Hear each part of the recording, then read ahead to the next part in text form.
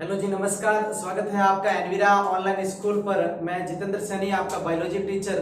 हम क्लास 12 की बायोलॉजी पढ़ रहे थे और अपना चैप्टर नंबर 3 चल रहा था, परागण पोलिनेशन वाला, फर्टिलाइजेशन वाला और भ्रूणपोष की भ्रूण के बारे में जो भी कंसेप्ट बेस्ड टॉपिक था वो चल रहा था अपना।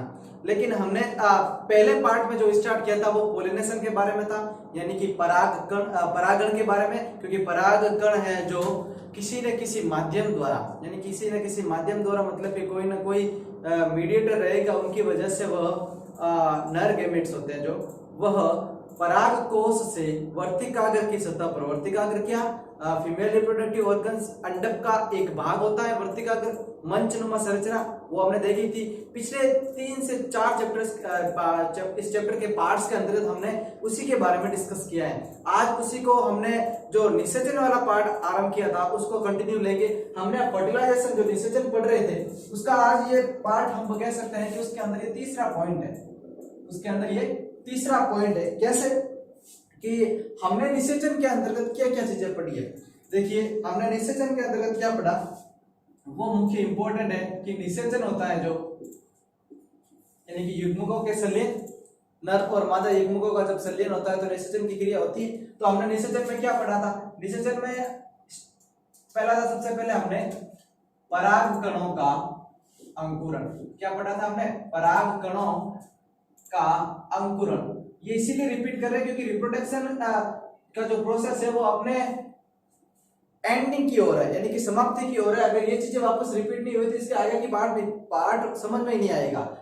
पराग कणों का अंकुरण पता होगा तो अपने को पता चलेगा कि पराग कणों से जो पराग नलिका बनती है, कौन सी नलिका, पराग नलिका, पराग नलिका की वृद्धि, यही अपना क्या था, निषेचन का दूसरा पार्ट था, पराग नलिका की वृद्धि। तीसरा हमने क्या पढ़ा था, तीसरा हमने पढ़ा था कि जो पराग नलिका का भ्रूणकोश में प्रवेश, भ्रूणकोश के अंदर प्रवेश, भ्रूणकोश में प्रवेश या बीजांड के अंतर्गत प्रवेश किया था तो उसका पराग नलिका का प्रवेश, पराग नलिका का बीजांड में प्रवेश, बीजांड में प्रवेश या भ्रूणकोश में प्रवेश। ठीक है, ये तीनों निषेचन के 3 पॉइंट थे, फर्टिलाइजेशन, निषेचन, उसके तीनों पॉइंट को हमने कवर कर लिया। तो आज अपना मुख्यतः ये है, चौथा पॉइंट है किसका, निषेचन वाले पार्ट का। अब ये चौथा पॉइंट क्या है, यह है कि भाई पराग नलिका का भ्रूणकोश में जो प्रवेश है वो कैसे होता है, क्योंकि बीजांड में प्रवेश हमने बात कर ली। अब आज चौथा पॉइंट क्या है, भ्रूणकोश में प्रवेश है, जो चौथा पॉइंट है भ्रूणकोश वाला, वो आज देखेंगे। अब देखो, पहले तो अपने पता होना चाहिए कि पराग नलिका के अंदर क्या है, पराग नलिका कहां से बनी है। हर बार हर पार्ट के अंतर्गत हम एक डायग्राम को रिपीट करते जा रहे हैं और वही डायग्राम जैसे जैसे आगे बढ़ रहा है वैसे वैसे अपना टॉपिक भी क्या हो रहा है, कंप्लीट हो रहा है। क्या डायग्राम है, अब डायग्राम केवल मैं यहाँ पर आपके सामने एक बीजांड या भ्रूणकोश की संरचना ही बनाऊंगा।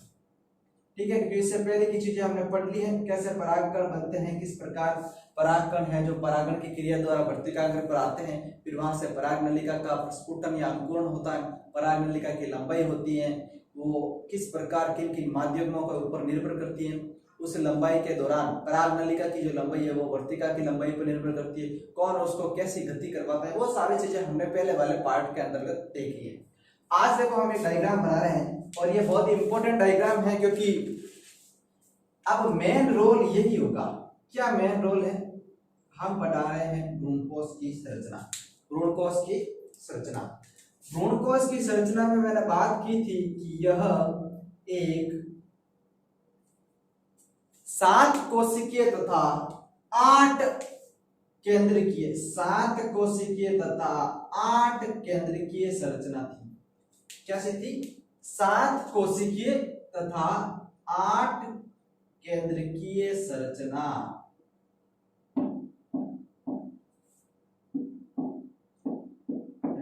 हो गया पूरा।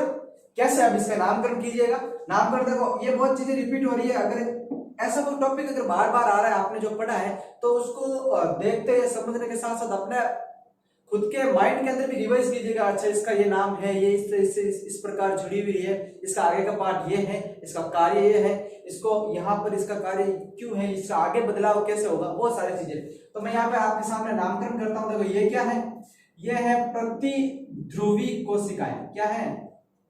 प्रतिध्रुवी कोशिकाएं। याद रखना है, प्रतिमुखी या प्रतिध्रुवी कोशिकाएं कहा जाता है। ठीक है।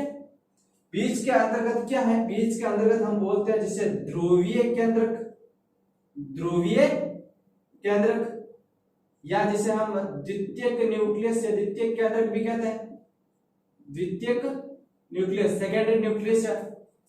और इस सिरे में 3 कोशिका संरचना है। बीज के अंदर एक बड़ी कोशिका जिसे बोलते हैं हम अंड कोशिका। क्या कहते हैं? अंड कोशिका। और उसके पास में 2 होती है अपनी सिनर्जिस्ट, सहायक कोशिकाएं। सिनर्जिस्ट क्या होती है? सहायक कोशिकाएं। इन सिनर्जिस्ट के अंदर फिंगर लाइक स्ट्रक्चर्स पाई जाती है जिसे हम बोलते हैं फिलीफॉर्म अपैरेटस। क्या बोलते हैं?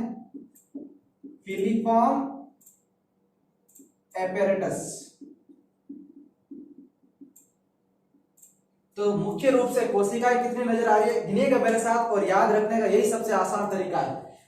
1 कोशिका, 2, 3, तो 3 तो ऊपर प्रतिध्रुवी कोशिकाएं, चौथी बीज के अंदर द्वितीय केंद्र वाली 4, 2 सिनर्जिस्ट सहायक कोशिकाएं 6, और बीच में एक अंड कोशिका। तो मुख्य रूप से ये कैसी संरचना है? यह है 7 कोशिकीय, 7 कोशिकीय, 7 कोशिकाएं अंदर की तरफ है। अब न्यूक्लियस काउंट कीजिएगा।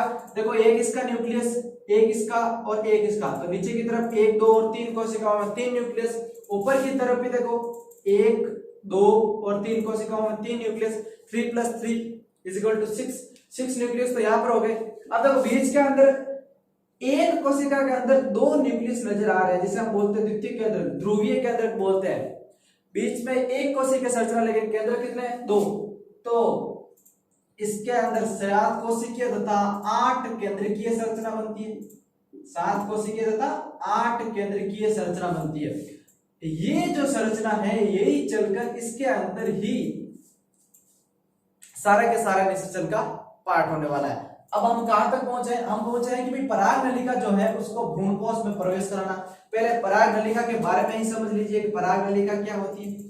पराग नलिका पराग कणों के जनन छिद्र द्वारा अंकुरित होने वाली एक लंबी नलिकाकार संरचना है जो अंडाशय या सदैव बीजांड की तरफ गति करती है। इसकी गति को निर्धारित कौन करते हैं? हमने बहुत डिटेल में पढ़ा है कि इसकी गति को निर्धारित करते हैं अंडाशय, वर्तिका और बीजांड।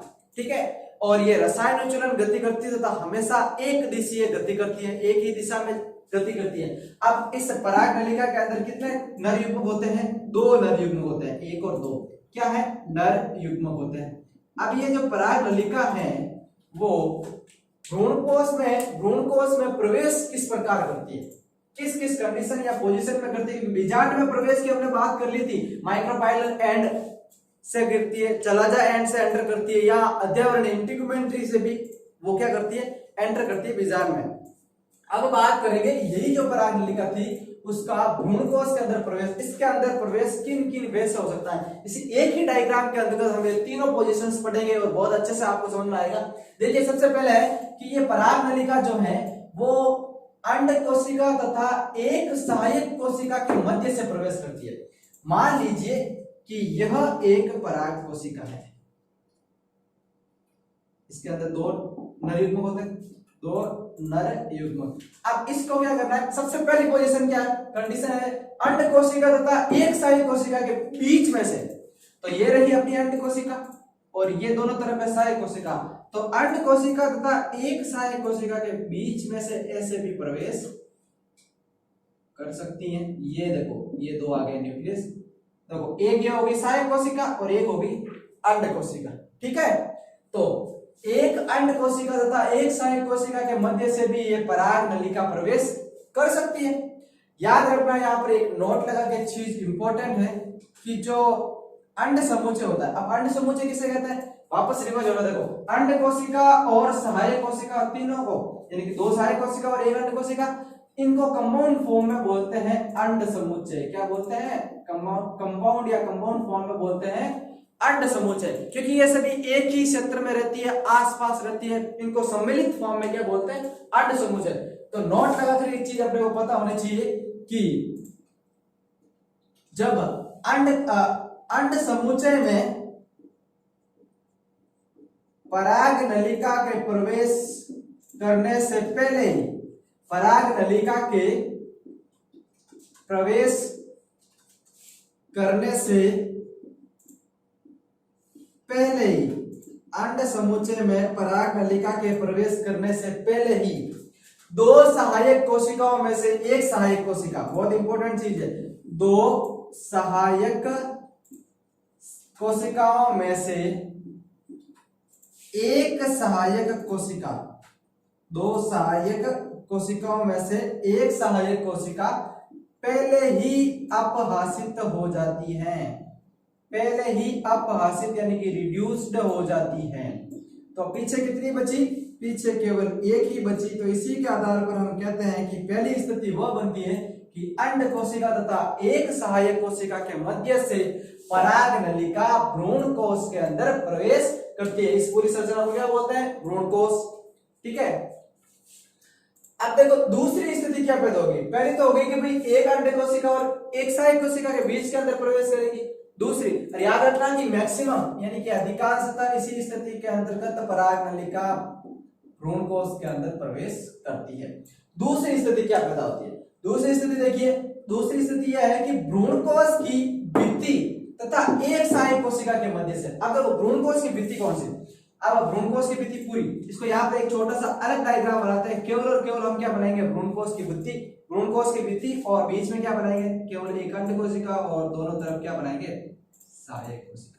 अब ये क्या कह रहा है कि भ्रूण कोश की भित्ति तथा एक सहायक कोशिका के मध्य से, अब देखो यहाँ पर एक ही सहायक कोशिका, एक ही सहायक कोशिका, दोनों तरफ भित्ति है, तो ये भ्रूण कोश की भित्ति और एक ही दोनों में से एक सहायक कोशिका के मध्य से इस प्रकार अगर यहां से, इसको अगर थोड़ा जूम करें तो देखिएगा कैसी संरचना बनती है कि मान लो ये एक अंड कोशिका, ये सहायक कोशिका दोनों तरफ, तो जब पराग नलिका इस भित्ति और इस सहायक कोशिका के बीच में से यहां से प्रवेश करे, ऐसी स्थिति बनती है जब भ्रूण कोश की भित्ति तथा एक सहायक कोशिका के मध्य से भी वो प्रवेश कर सकती है।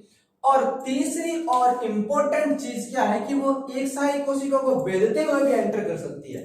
एक सहायक कोशिका को कैसे? फॉर एग्जांपल मान लेते हैं कि ये देखिए ये एक अंड कोशिका और दो सहायक कोशिका है, अगर एक सहायक कोशिका को बीच में से भेदते हुए अंदर प्रवेश भी पराग नलिका भ्रूण कोश में कर सकती है। ठीक है, तो ये तीनों स्थितियां होती हैं पराग नलिका का भ्रूण कोश के अंदर प्रवेश कराने के लिए। तीनों ही बहुत इंपॉर्टेंट थी। इससे पहले हमने क्या पढ़ा? पराग नलिका का बीजांड में प्रवेश कराया था, उनकी भी तीन स्थितियां थी। कौन सी? बीजांड द्वारी शिरा, चलाजा वाला शिरा और अध्यावरणीय शिरा, तीनों थे। और चौथा हमने क्या पढ़ा? पराग नलिका का भ्रूण कोश में प्रवेश, उसमें भी अंड कोशिका तथा एक सहायक कोशिका को भेदते हुए, भ्रूण कोश की भित्ति और एक सहायक कोशिका के मध्य से, और एक सहायक कोशिका को पूर्णतः भेदते हुए। ठीक है, तीन स्थितियां बनी। अब देखो अंदर होता क्या है। अब मान लीजिए कि हमें पता है कि ये देखो प्रतिध्रुवी कोशिका यहाँ से एक पराग नलिका अंदर की तरफ प्रवेश कर चुकी है। अब होगा क्या? वो बहुत इंपॉर्टेंट चीज है कि अंदर प्रवेश करने के पश्चात होगा क्या और निषेचन के अंतर्गत ये कैसे मदद करेगी। तो उसको समझने के लिए यहाँ पर छोटा सा एक डायग्राम बनाते हैं और इसको देखते हैं कि अंदर किन किन प्रकार की क्रियाएं होती है। अब देखो यहाँ से हमने वो पराग नलिका को एंटर करवाना है। ठीक है, कहां से? फॉर एग्जाम्पल अंड कोशिका और सहायक कोशिका के मध्य से। तो अंड कोशिका और सहायक कोशिका के मध्य से ये एक भ्रूण कोश की संरचना है और यहाँ पर एक सहायक कोशिका है, और हमने पहले बात की कि एक सहायक कोशिका पहले ही रिड्यूस्ड हो जाती है। तो अब मान लीजिए पराग नलिका यहां से इस प्रकार एंटर की है। कैसे? ये अंड कोशिका और यह सहायक कोशिका के मध्य से, इसके अंतर्गत क्या पाया जाता है? इसके अंदर है देखो अपने दो नर युग्मक, एक ये दो नर युग्मक है। ठीक है, और वही वापस डायग्राम बनाते हैं। ये देखो बीच के अंदर सेकेंडरी न्यूक्लियस और ऊपर की तरफ प्रतिध्रुवी कोशिका है। ठीक है। अब अंदर की तरफ क्या होता है कि जैसे ही पराग नलिका अंदर प्रवेश करती है अंड कोशिका तथा सहायक कोशिका के मध्य से, तो उसकी पराग नलिका की जो भित्ति होती है वो धीरे धीरे धीरे धीरे क्या हो जाती है, अपहासित हो जाती है, वो भी क्या हो जाती है, डिजेनरेट होना आरंभ कर देती है। और दोनों नर युग्मक में से एक नर युग्मक अंड कोशिका के पास, दोनों नर युग्मक में से एक नर युग्मक अंड कोशिका के पास चला जाता है, क्योंकि यहाँ पर एक क्या होगा, युग्मकों का संलयन निषेचन होगा। और जो दूसरा नर युग्मक है वो, दूसरा जो नर युग्मक है वो अमीबीय गति, अमीबीय गति करता हुआ, या काफी बार लिखा जाता है रसायनोच्चलन गति करता हुआ कहां पर जाएगा, यह द्वितीय न्यूक्लियस रसायनोच्चलन गति करता हुआ, यह द्वितीय नर युग्मक रसायनोच्चलन गति करता हुआ कहां जाएगा, द्वितीयक न्यूक्लियस के पास जाएगा। कुछ कुछ चीजें पता आ रही है, समझ में आ रही है। हमने स्टार्टिंग के अंदर तो पहले चैप्टर में एक ही लाइन लिखी थी कि आवर्त बीजियों का स्पेशल कैरेक्टर होता है। क्या कैरेक्टर होता है वो आप अभी सोच के रखिए, थोड़ी देर बाद में वही हम उसके बारे में डिस्कस करेंगे, क्योंकि वो केवल आवर्त बीजी पाठकों के अंतर्गत पाया जाता है। तो देखिए यह एक क्या है, नर युग्मक है जो द्वितीयक न्यूक्लियस, ये जो ध्रुवीय, जिसे हम बोलते हैं ध्रुवीय केंद्रक या द्वितीयक केंद्रक, ये क्या है, ध्रुवीय केंद्रक,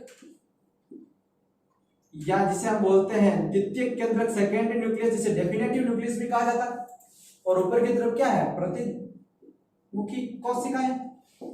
तो देखो क्या कंडीशन पैदा हो गई है कि एक नर युग्मक अंड कोशिका के पास है, एक नर युग्मक क्या है, द्वितीयक केंद्र के पास है, ध्रुवीय केंद्र के पास है। अब इनके मध्य क्या करवाना है, निषेचन की क्रिया करवानी है। अब आपको समझ में आ गया होगा कि निषेचन की क्रिया क्या होगी, किस प्रकार होगी, कितने प्रकार के निषेचन होंगे, ये सारी डिटेल में कोशिका जो प्रोसेस है वो अपने को समझ में आ गया होगा। और भी बात करेंगे कि निषेचन की क्रिया किस प्रकार होती है, किन किन विधियों से होती है, क्या कंडीशन पैदा होती है। अब तो आपके सामने पूरा का पूरा ये डायग्राम खुल के रह गया कि भाई एक बार यहाँ निषेचन होगा और एक बार यहाँ निषेचन होगा, इसका और इसका जब निषेचन होगा तो एक और एक, दो ही केंद्रक है तो नॉर्मल से बात करें 2n बनेगा, लेकिन 1, 2 और 3 केंद्रक आपस में मिलेंगे तो 3n बन जाएगा।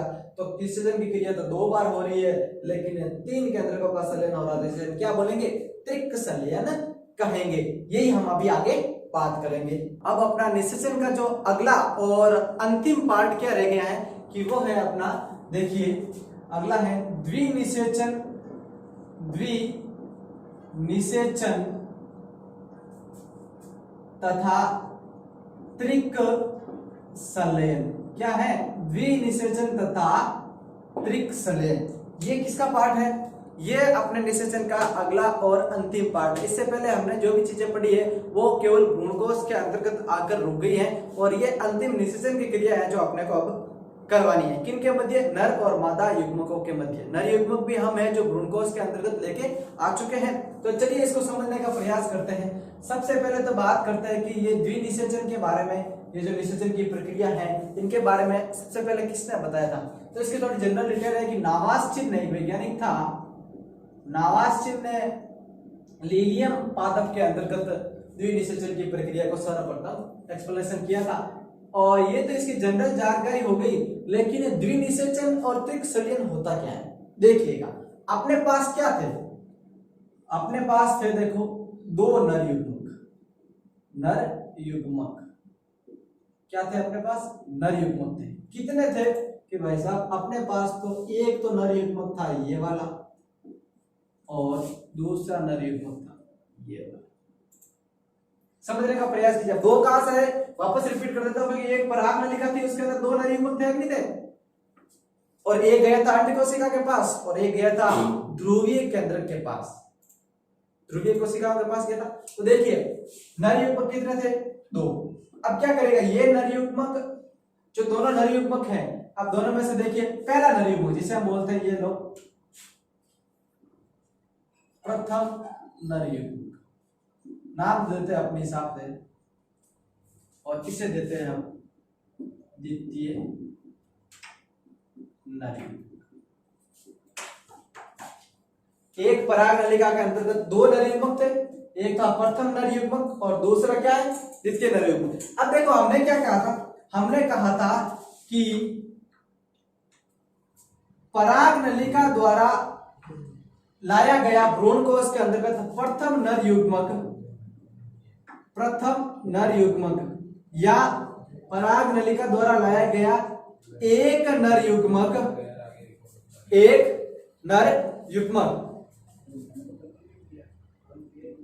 भ्रूण कोश के एक नर युग्मक भ्रूण कोश के अंड कोशिका के साथ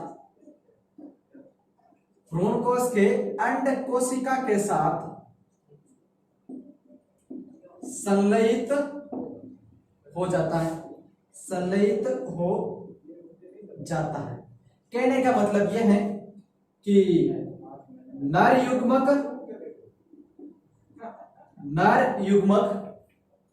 प्लस एक नर युग्मक है प्लस अंड कोशिका, नर युग्मक प्लस अंड कोशिका, अब दोनों मिलकर क्या, अब एक नर युग्मक भ्रूण कोश के अंड कोशिका के साथ संलयित हो जाता है, हो गया, और क्या बनाता है, युग्मनज या जाइगोट बनाता है, युग्मनज या जाइगोट बनाता है। तो क्या बनाएगा, जाइगोट, युग्मनज बनाएगा। एक एन दूसरा एन 2n द्विगुणित है, ठीक है। ये क्या हो गया, देखिए ये हुआ है अपने लिए, मुख्य रूप से बात की जाए तो ये हुआ अपने लिए प्रथम निषेचन,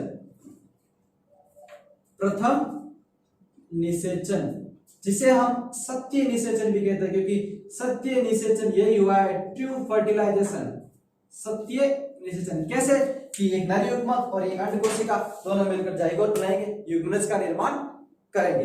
लेकिन ये तो हमने बात की कि एक नर युग्मक है या प्रथम नर युग्मक था जो इसके साथ संलयित हो गया, अब दूसरा भी तो कहीं गया था। सोचिए, हमने एक डायग्राम भी बनाया था, क्या डायग्राम बनाया था कि भ्रूण कोश के अंतर्गत मुख्य रूप से जो दो नर युग्मक प्रवेश कर रहे थे, एक तो किसके पास गया था, एक गया था अपने अंड कोशिका के पास, और दूसरा कहां गया था, दूसरा गया था अमीमीय गति करता हुआ ध्रुवीय केंद्र के पास, ध्रुवीय केंद्र के पास। अब यही तो करना है, यहां पर क्या करना है कि ध्रुवीय केंद्रक, अब द्वितीयक नर युग्मक था, तो चलिए क्या लिखना है, नर युग्मक कौन सा है, दूसरा जो बचा है, दूसरा नर युग्मक किसके साथ संलयित होगा, ये नर युग्मक कैसा है, n है, ये लो n, किसके साथ संलयित होगा, द्वितीयक केंद्रक के साथ, किसके साथ, द्वितीयक केंद्रक के साथ। अब द्वितीय केंद्रक कौन से कि ध्रुवीय केंद्रक थे, उसके अंदर दोनों न्यूक्लियस एक कोशिका की संरचना बनाना था, जिसे हम द्वितीय केंद्र कहते हैं, डेफिनेटिव न्यूक्लियस भी कहते हैं। वो द्वितीय केंद्र है जिसकी गुणिता कितनी थी, 2n थे, क्योंकि n प्लस n भी लिखा जाता है काफी बार, n प्लस n, क्योंकि दोनों अलग अलग थे। गुणिता कितनी थी, 2n थी, और ये नर युग्मक कितना है, एक अगुणित है, तो दोनों मिलकर क्या बनाएंगे, पैन बनाएंगे, प्राइमरी एंडोस्पर्म न्यूक्लियस, प्राथमिक भ्रूणपोष केंद्रक बनाएंगे। क्या बनाएंगे, प्राथमिक भ्रूणपोष केंद्रक। और ये जो प्राथमिक भ्रूणपोष केंद्रक बनेगा, नाम लिख देता हूं मैं, प्राथमिक भ्रूणपोष केंद्रक। और ये जो प्राथमिक भ्रूणपोष केंद्रक बनेगा, उसकी गुणता कितनी होगी, देखो एक ये n और एक और दो, 3n हो गए, तो ये क्या रहेगा, 3n, क्या रहेगा, 3n, जिसे हम क्या बोलेंगे, असत्य निषेचन कहेंगे, क्योंकि निषेचन का मतलब क्या होता है, नर और मादा, एक एक नर और मादा युग्मकों का मिलना और संलयन होकर आगे के उत्पाद बनाना। लेकिन यहां पर क्या हो रहा है कि एक नर युग्मक द्वितीय केंद्र के साथ संलयित हो रहा है, द्वितीय केंद्र ऑलरेडी पहले से 2n है, तो बनने वाला प्राइमरी एंडोस्पर्म न्यूक्लियस, प्राथमिक भ्रूणपोष केंद्र 3n है, और इसे क्या कहा जाता है, इस स्थिति को कहा जाता है त्रिकसलयन या त्रिसलयन। क्या कहा जाता है, त्रिकसलयन या त्रिसलयन। तो देखिए हम क्या पढ़ रहे थे, द्विनिषेचन। अब इसको पहले कंप्लीट करते हैं कि द्विनिषेचन क्या होता है। देखिएगा, इसको नॉर्मल से अगर आपको पूछ ले कि द्विनिषेचन क्या होता है, तो आवर्तबीजी पादपों के अंतर्गत भ्रूणकोश के अंदर पराग नलिका में जो दो नर युग्मक होते हैं, एक नर युग्मक तो कहा अंड कोशिका के साथ संलयित होकर युग्मनज का निर्माण करता है और दूसरा नर युग्मक द्वितीयक केंद्र के साथ संलयित होकर त्रियन प्राथमिक भ्रूणपोष केंद्रक का निर्माण करता है। इस प्रकार आवर्तबीजी पादपों के भ्रूणपोष के अंदर निषेचन के अंतर्गत दो बार निषेचन होता है, जिसे एक बार तो अंड कोशिका के साथ और दूसरा होता है द्वितीयक केंद्र के साथ। तो इसी स्थिति को क्या बोला जाता है? इसी स्थिति को कहते हैं हम द्विनिषेचन। क्या कहते हैं प्यारे विद्यार्थियों? द्विनिषेचन, डबल फर्टिलाइजेशन कहते हैं। और ये जो डबल फर्टिलाइजेशन है, ये डबल फर्टिलाइजेशन केवल और केवल ओनली इन एंजियोस्पर्म यानी कि आवर्तबीजी पादपों के अंतर्गत ही होता है। केवल और केवल आवर्तबीजी पादपों के अंतर्गत ही द्विनिषेचन होता है। तो देखो, एक बार यहाँ पर निषेचन, एक बार यहाँ पर, दो बार हो गया तो द्विनिषेचन। अब त्रिक संलयन देखो यहाँ पर सामने नजर आ रहा है कि n और 2n 3n बना है, तो त्रिक संलयन कहा जाता है। तो ये था अपना निषेचन का अंतिम पार्ट, जिसे हम बोले थे द्विनिषेचन और त्रिक संलयन। बहुत इंपॉर्टेंट क्वेश्चन है, बोर्ड एग्जाम के अंदर काफी बार क्वेश्चन आ चुका है और ये क्वेश्चन अब की बार आने का बहुत बार चांसेस है मिशन 2021 में। ठीक है, तो इसको अच्छे से समझ लिया होगा। इसकी थ्योरी भी आप नोट कर सकते हो, अपने जो बुक में पढ़ा है, अलग अलग चीजों से नोट्स बनाते रहिए साथ साथ में। ये जो सारी विगतवार है वो क्या है? द्विनिषेचन और त्रिक संलयन की है। तो आज के लिए बहुत है।